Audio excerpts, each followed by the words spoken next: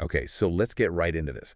We're going to unpack a truly enormous chapter of world history today. A huge one. We're talking about 1947, the moment when British India, this one, the single vast territory, was split apart. Right. It was broken up into the two new independent nations of India and Pakistan. And this wasn't just, the end of colonial rule. Right. It fundamentally created the map of South Asia as we know it today. It's almost impossible to overstate the scale of this. For, nearly a century, the British had controlled everything. Everything. The laws, the trade, the military. And the local people were left feeling like, strangers in their own country. The desire for independence was everywhere. But when that freedom finally came, it also brought this just unimaginable crisis. Absolutely. It's a story of a huge victory for freedom that was, at the same time, marred by a massive failure of planning.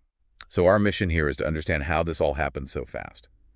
How do you get from colonial rule to two separate countries in just a few months? We need to look at the key leaders, the really complex religious issues, and the massive human cost of it all. So to set the stage, British India was huge. I mean, it included what we now know as India, Pakistan, and Bangladesh. All one territory. And by the early 1900s, people had had enough. The desire for self-rule was boiling over into these massive movements. Political groups started organizing protests, demanding the British just leave. And this is where a figure like Mahatma Gandhi really enters the story. Right. He gives this whole sprawling movement a kind of philosophical core. He introduced an idea called satyagraha. Which we would probably know better as nonviolent resistance. Exactly. The idea was to protest, to resist, but without weapons, without fighting. It's kind of a genius strategy, really. It was like a moral weapon against the brute force of the empire. It was.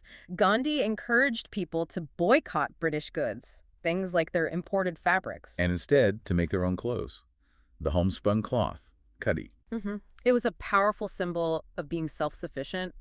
If you stop buying their stuff, you weaken their economy and show you can govern yourselves.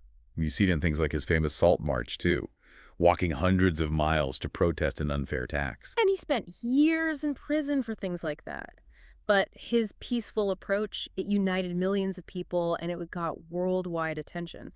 The British really couldn't ignore it anymore. But as independence started to look like a real possibility, a new, very difficult question emerged. Yes.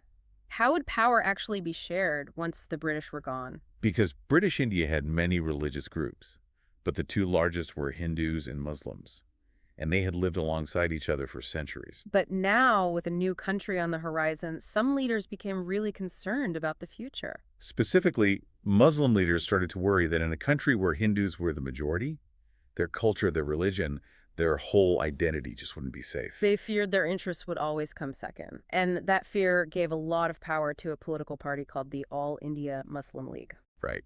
And their leader was Muhammad Ali Jinnah, a very determined politician. Jinnah became convinced that the only way for Muslims to be safe and secure was to have their own separate nation. He wasn't just asking for protections or some regional power.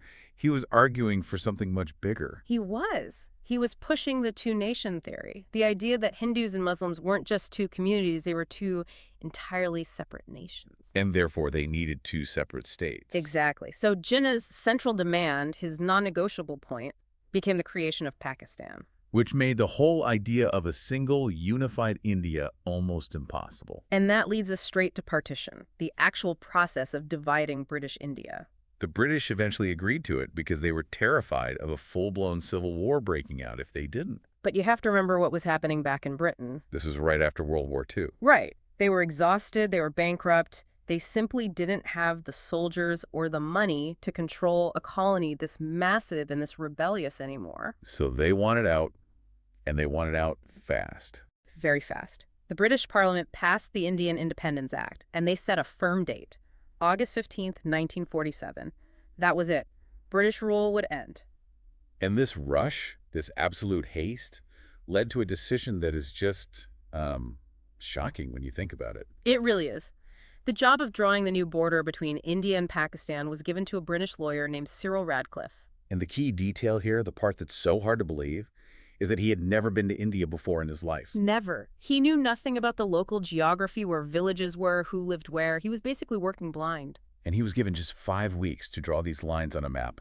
lines that would decide the fate of millions of people. It's an absurd idea. He had bad maps, no real data, and zero understanding of the human cost of, say, cutting a village in half or separating a farm from its water source. And to make it even worse, the final map, the Radcliffe Line, was kept a secret. Total secret until after the independence celebrations had already started. So for days, nobody knew for sure if they were in India or Pakistan. The chaos was already beginning. And now we get to the moment itself, the birth of these two nations. Pakistan became independent first on August 14th, 1947. And it was a very strange country.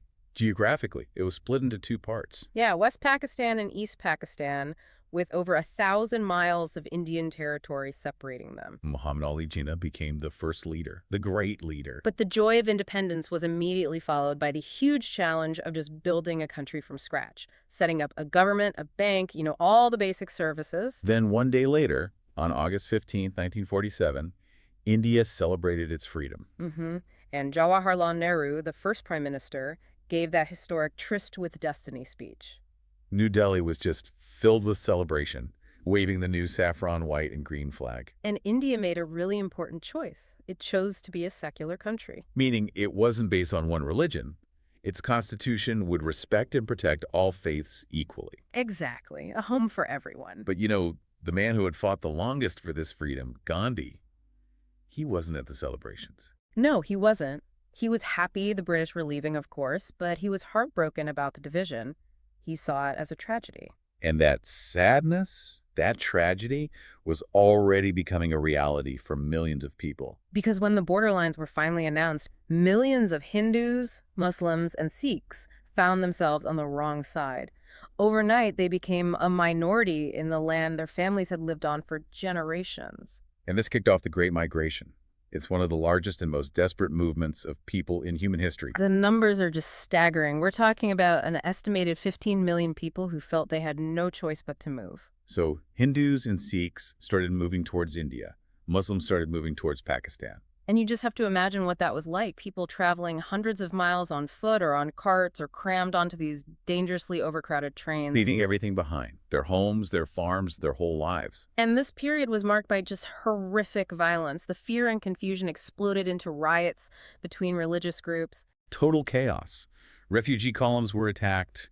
There was so much suffering. And the new governments of India and Pakistan were just completely overwhelmed. They couldn't maintain order. Hundreds of thousands of people, maybe even 1 million, lost their lives. It was a truly tragic beginning for both nations. And the conflict didn't stop there. Yeah. It almost immediately led to a dispute over territory. A dispute that is still going on today. And it has to do with a place called Kashmir. Right. A beautiful, strategically important region in the north. So Kashmir was one of those semi-independent areas, a princely state. The ruler there was Hindu. But the vast majority of the people who lived there were Muslim. Exactly. So the ruler initially tried to stay independent, but when militias backed by Pakistan invaded, he had to ask India for help. And he signed an agreement to join India. Which immediately triggered the first war between the two new countries. The result was a divided Kashmir. So India ended up controlling about 2/3 of it and Pakistan the other third. And that's where things still stand today. Kashmir remains this major source of tension, probably one of the longest-running disputes in the world. It really shows the legacy of partition. When you draw lines on a map without thinking about the people, the consequences can last for generations. So in the end, 1947 is this great paradox. It's a moment of incredible liberation, of freedom from colonial rule. But at the same time, it unleashed this unimaginable tragedy and created a rivalry that has defined the region ever since. Both nations celebrate their Independence Days every year, and the memory of that struggle is a huge part of their identity. But that celebration always carries a shadow of the division. It was a colossal turning point in world history, affecting millions of people then and now. See you next time.